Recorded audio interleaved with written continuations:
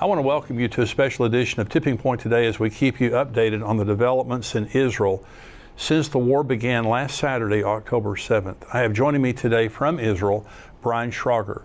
Brian is a freelance journalist who served for 2 years as the head of the news division for Bridges for Peace and also as the bureau chief for USA Radio Network. His articles have also been published by the Jerusalem Post. Brian, thank you for joining me today. It's great to be with you. Thanks. Well, you are right there in the middle of everything. Kind of give your overview of what's happening. This is Tuesday, October the 10th, right now when we're doing this interview. So tell me what's going on in Israel right now. It's about 5 in the afternoon your time? It's about actually 6:20. 6:20. So how are things today? Thankfully, they are quieter than yesterday. I was up in the Golan when everything broke on Saturday and returned to the Jerusalem area on Sunday. And when I arrived home, it was tense, but yesterday, Monday, there were 2 sirens and rocket warnings. There were rockets launched right overhead here. And so the siren goes off. Everyone in the Jerusalem area hears it. You have about 30 seconds, maybe, to find shelter. And then there were these boom, boom. I mean, it just shakes everything. And so there were rockets being fired by Hamas toward Jerusalem. In the first volley, I don't think anything hit. In the second volley, there were rockets there was a rocket that hit just west of Bethlehem. Bethlehem's very close to Jerusalem. And there was another rocket that actually hit a mosque in Abu Ghosh, which is a very popular place for Israelis because in Abu Ghosh there's always been a very warm relationship between Arabs there and Jews. So a lot of Israelis go there to eat. But anyway, at the mosque there they hit a mosque. So wow. That's what happened yesterday. So anyway, it's been interesting because to actually hear the alarm go off or the siren, you know exactly what's coming. You know there are rockets on the way. Most people in Jerusalem are hurriedly moving to a safe room, which is every resident in Israel is required to have this, a bomb-proof shelter. And most people now have them in their homes. They have a room that's specially reinforced where they shut the door. And they hide out there. They're supposed to stay there for like 10 minutes. Wow. Oh, and then all day yesterday and today, we've heard jets flying over. So the F-35s, F-15s that Israel has in its Air Force fleet have obviously been making bombing runs over to Gaza, and we hear them flying over. It's a very small place. As the crow flies from Jerusalem, it's maybe 80 kilometers to Gaza, so that's 50 miles. It's pretty close. So in this invasion that took place on Saturday of all 1,000 terrorists that broke through the fence and the wall and came into Israel, there was the pretense of that from the Palestinians that they were trying to prevent the demolition of Al-Aqsa, I guess the Al-Aqsa Mosque. And from an American perspective, from our perspective, and I think this is a lot of the world's perspective, that it was about Saudi Arabia and Iran. What do you believe, and what's being said in Israel about the impetus for all this? Well, Hamas has always been very, very motivated by its religious beliefs, by Islam. And it frames everything in terms of defeating Israel in religious terms, in terms of getting the Jews out of the land because they don't belong there. And so all of this is to honor Allah. One thing I think a lot of Americans don't realize is when they hear Allahu Akbar, they tend to think, because mainstream media will say this means God is great. But it doesn't mean that. What Allahu Akbar means, and you hear this over and over and over again, it means Allah is greater. Oh. Yes? Yeah. So if Allah is greater, then it's a proclamation that our God is greater than your God or any other God. And so we hear this here, depending on where you live, and I happen to live near several mosques, so I hear this 4 or 5 times a day, beginning at about 4:30 in the morning, the Allahu Akbar chant. But the Islamic call to prayer is broadcast from muezzins, which are the tall towers that stick up from mosques wherever Islam is located in the Middle East. And here in the Middle East, in Israel, they broadcast it in the open air. So you're getting Allahu Akbar and the Islamic prayers basically forced on you 5 times a day, beginning at about an hour before sunrise. So right now that's like 4:30, 5 o'clock here. Oh yeah, every time we've been in Israel, you hear that constantly through the day, and they want you to hear it, of course. Of course they do. Yeah. Yeah, that's right. What is the feeling in Israel right now related to the danger level? Obviously, they're lobbing missiles from Gaza towards you guys where they were yesterday. It seems as though they're being decimated in Gaza by the IDF right now. But Hezbollah, you were saying that when you were driving back from the Golan, all the reservists were headed up toward the northern border and the Lebanon-Syrian border. What is the feeling in Israel right now regarding the safety level and specifically Hezbollah and the threat represented there? Everybody here is very concerned. I mean, this just exploded overnight. Nobody saw this coming, and I think you can argue that most Israelis have some level of PTSD, right? Post-traumatic stress disorder, because of things they've experienced in many wars. Family members have been in battles. Everybody knows somebody who's been killed or injured by a terrorist attack. So this has a very visceral impact on Israelis. It's very common right now to hear, for example, that I can't work, I can't think, I keep going back to the news. And I am feeling this myself. I try to do something and I find myself, no, I've got to go check the news. I've got to go look at Twitter. I've got to see what's happening. Yeah. And in fact, one of the big risks is that Hezbollah might jump in. In fact, just maybe 30 minutes ago, a report came out that the IDF right now is responding to mortar fire, mortar fire that was aimed at the Western Galilee maybe an hour or so ago as we speak. So Hezbollah has clearly been, it's kind of acted like a mosquito. It's poking up there to see what the response is. Will it be slapped down or not? And the whole strategy of what happened here with this attack feels very much like a test run for what everybody expects will eventually come from Hezbollah in Lebanon, which will be a massive launch of rockets. They have far more rockets and far more sophisticated missiles than they do in Gaza. And Iron Dome, David's Sling, all of these things, they won't be able to stop every rocket. It just won't be possible. Right. That's one reason for this large barrage to come through, because some will hit.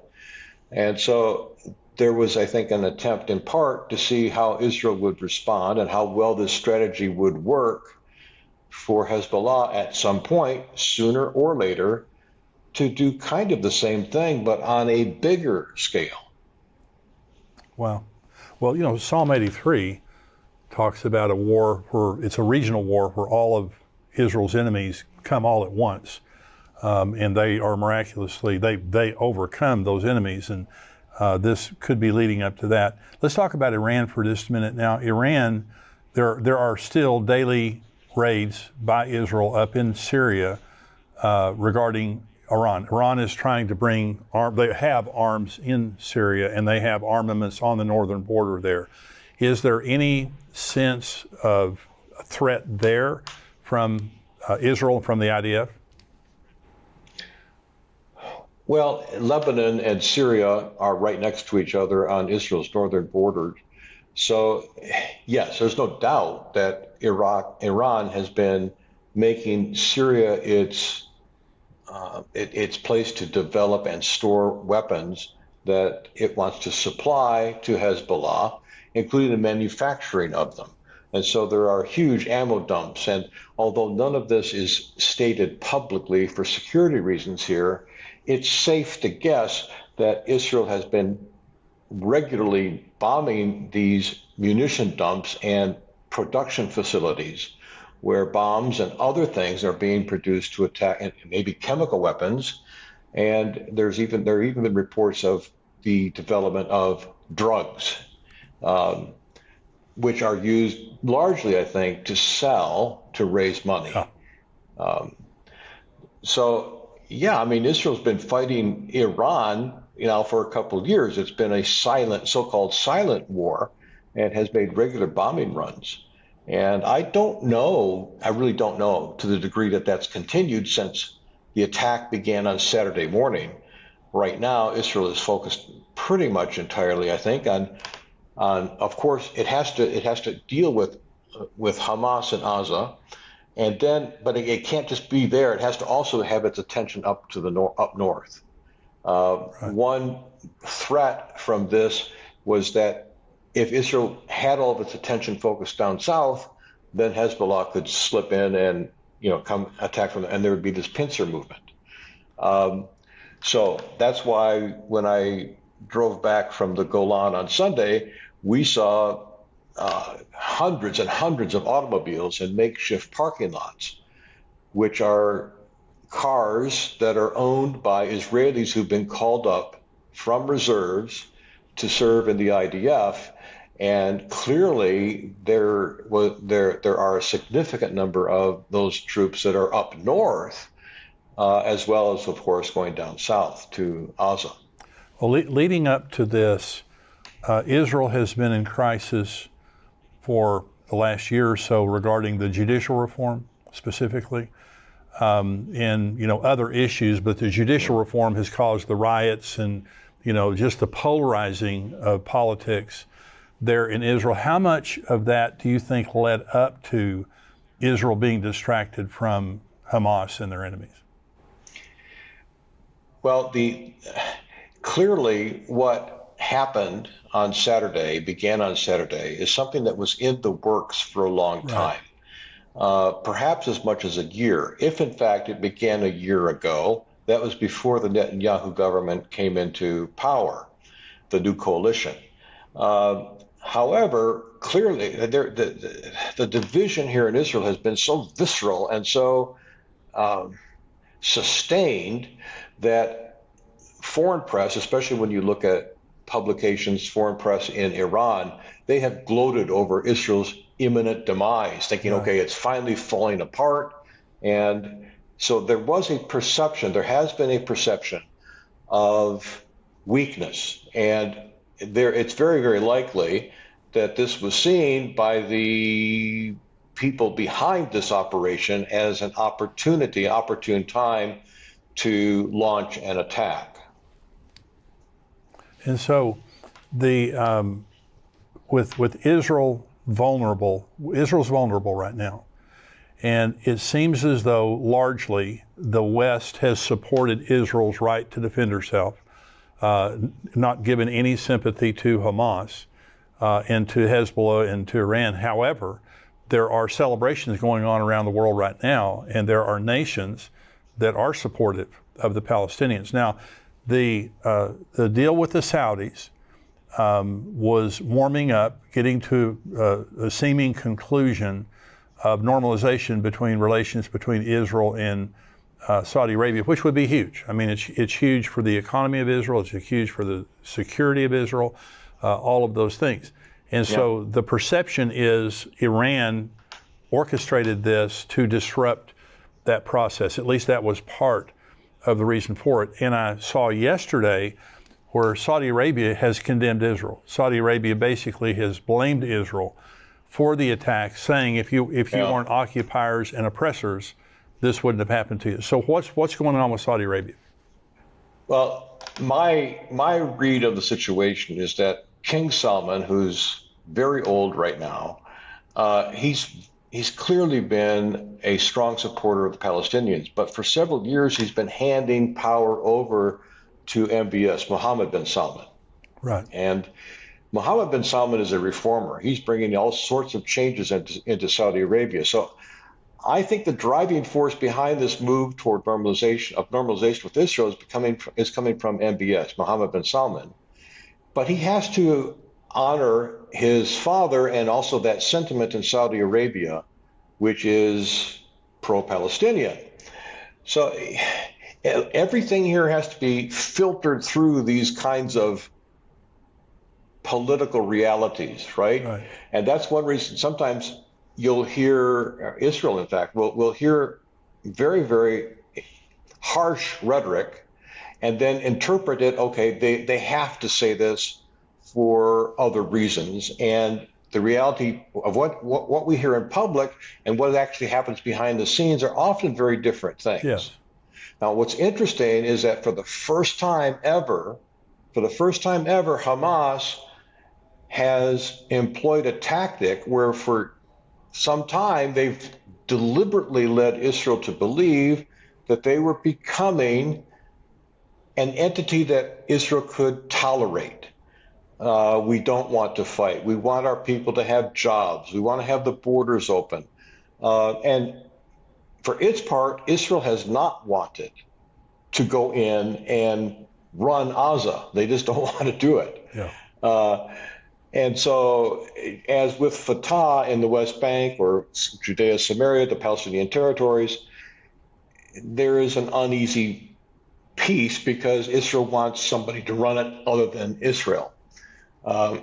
So, what Hamas did this time, it's this deception, is so and when you combined also with tactics like the tactic of air gliders coming in.